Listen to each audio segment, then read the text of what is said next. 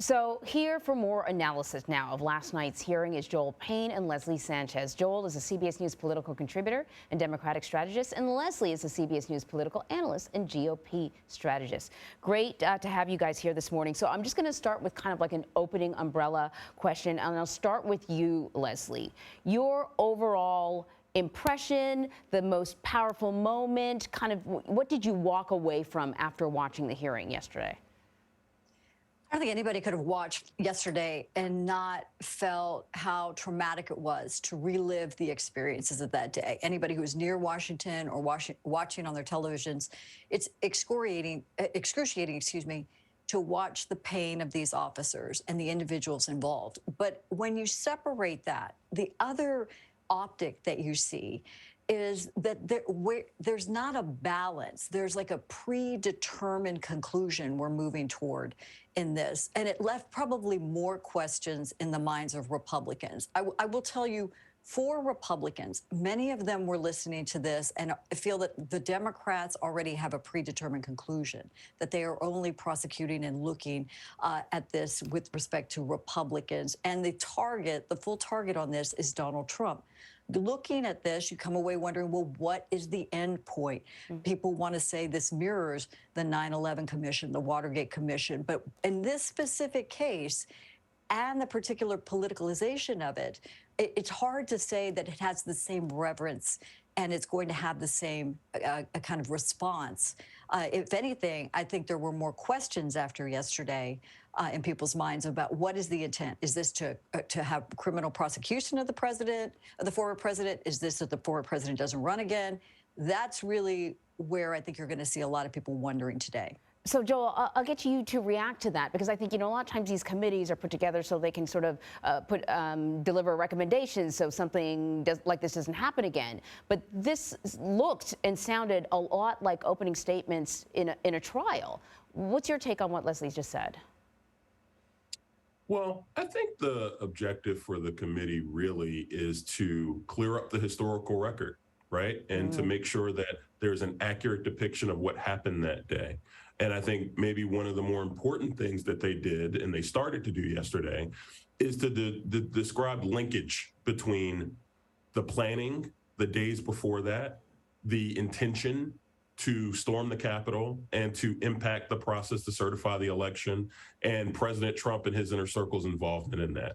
And I think what you saw was linkage between the folks on the ground, the Proud Boys and the Oath Keepers, these extra military, groups, white supremacist groups that were trying to intimidate election officials all across the country and intimidate members of Congress trying to certify the election, intimidate Vice President Pence from doing his job, and between the people who came there to support President Trump and the president himself. So that linkage is key, and I think they went a long way to lay out that argument last night. We heard Congresswoman Liz Cheney say that the investigation is ongoing. Did you feel like this was also an argument being presented in front of the Justice Department? Well, Anne-Marie, I think that we're going to hear a lot come out as this proceeding continues. I actually think that the application of public pressure will probably lead to others to speak up. You referenced former Secretary DeVos speaking up yesterday. I think it's going to be important for people to clarify how they acted, how they responded that day. And I think, again, this important idea of an accurate depiction of what happened that day and the days before that, I think will lead to folks feeling pressure to make sure that they are on the right side of history and that they are clear about their involvement or their lack of involvement in what was one of the worst days in the history of this country. Leslie, the testimony and the visuals that we saw yesterday, they were all incredibly moving. And then when I sort of heard the entire plan, the multiple days of hearings, I got to tell you, the first thing that came to mind is, but who's going to watch all of this? Who is going to watch this? You and me. And Joel, the three of us, and kind of having conversation here, because you're going to have a quick turnoff. Yeah. So there's the purpose of this, which I think Joel illuminates that. I think this is setting the stage, step by step for prosecution of the president. If that is the case, and there's a lot of conjecture here, there's going to be tremendous pushback from this country because many will feel this is a hyper-partisan, politicized committee. They're going to point to the fact that a former television network executive is really scripting and helping sway the persuasive argument that these panelists are having. They're going to point to all the discrepancies, and particularly that everybody that's on this committee are never Trumpers, and they didn't allow for a balanced approach. Where's the opposition to this argument and the clarity in that? And without that independence, I think it does fall flat, not only for people that are watching, but for the significance, and I think Joel laid it out, the significance of what happened, how the Proud Boys exploited this opportunity, and where the weaknesses were in security around our national capital. There's a lot of other questions I think people are inquiring about, but it doesn't seem as if we're moving in that direction. So, Joel, Leslie is characterizing it one way, but the argument they seem to be saying is not that the Proud Boys necessarily exploited the situation, but they are putting the former president sort of at the center of essentially an organized plot. But I gotta ask you whether or not you agree with Leslie if it's going to come off as even more partisan. You have the president's own words. You have people chanting "Kill Mike Pence," and the president saying, maybe they got the right idea. I mean, those are his words. Do you think this is going to come off as partisan?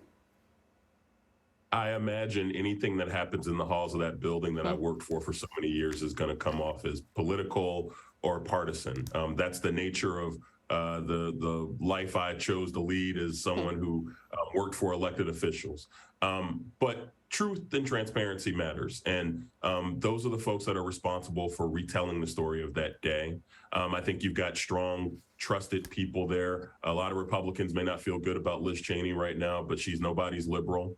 Benny Thompson demonstrated himself to be a very balanced, sober leader of that, and the voices that they're telling the story through. Officer Edwards, the brave Capitol Police officer who told her story, the documentarian who worked very closely, frankly, worked closely with the folks on the ground, the Proud Boys, telling that story accurately and clearly and frankly without bias. And so I think that the powerful lenses that are being demonstrated here, the storytelling and who's telling the story is important. And I think the committee is going to make sure it's not just through the voices of partisans, it's through the voices of regular people. Well, Joel, you heard Leslie when I said who's going to watch all of this. She said we are. So hopefully I'll get a chance to talk to both of you guys again as the hearings unfold. Thank you very much. Thank you.